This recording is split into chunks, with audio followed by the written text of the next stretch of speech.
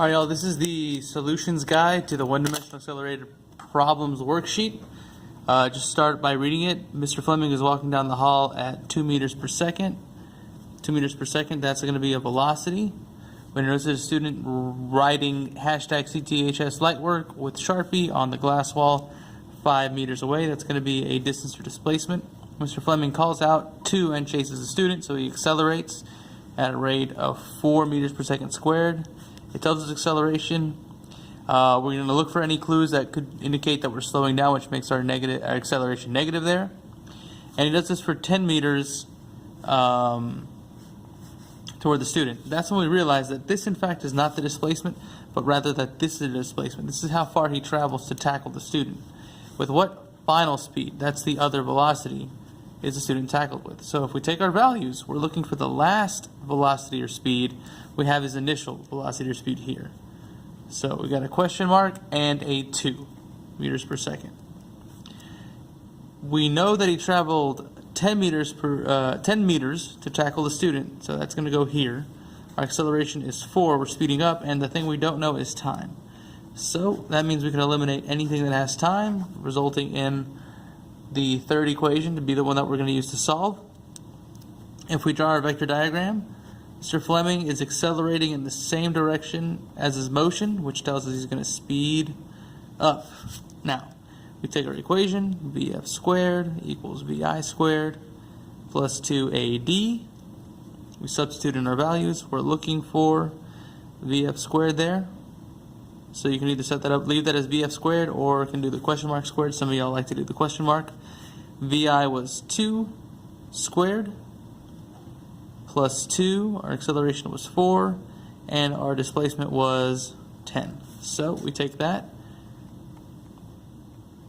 We got 4 plus, this guy is going to, right here, is going to be, let's see, 2 times 4 is 8, times 10 is 80.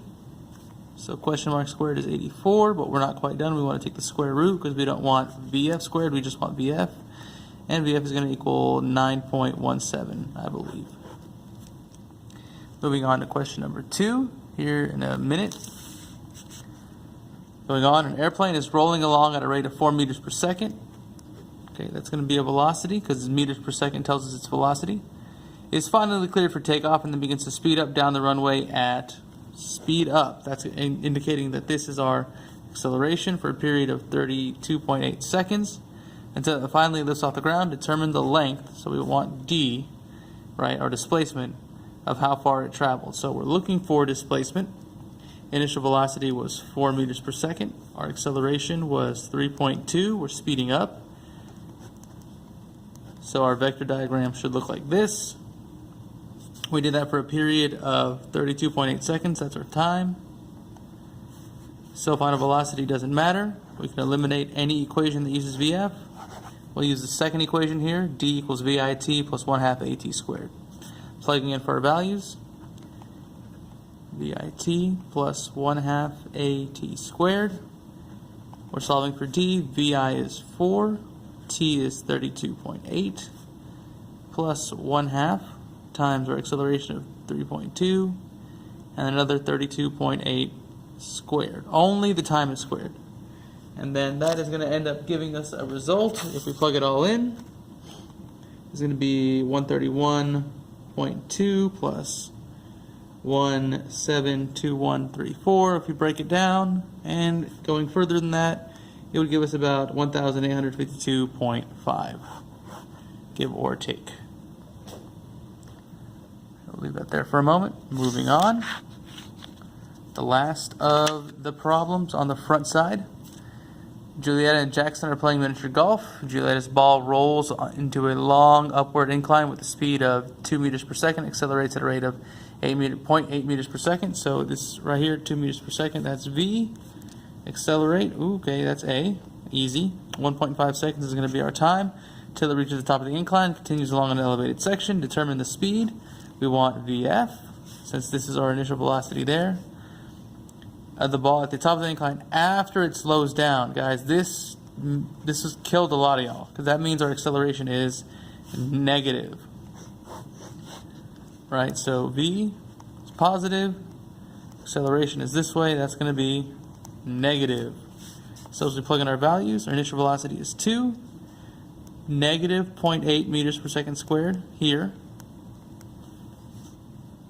We don't know how far we went.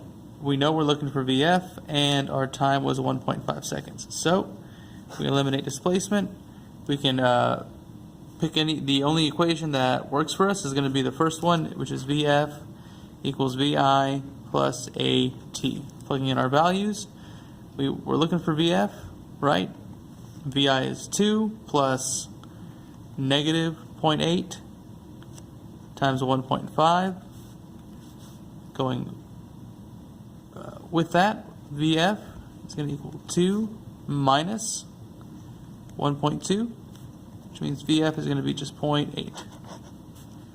Okay, we slowed down from 2 to 0.8. Now we're on to the back side.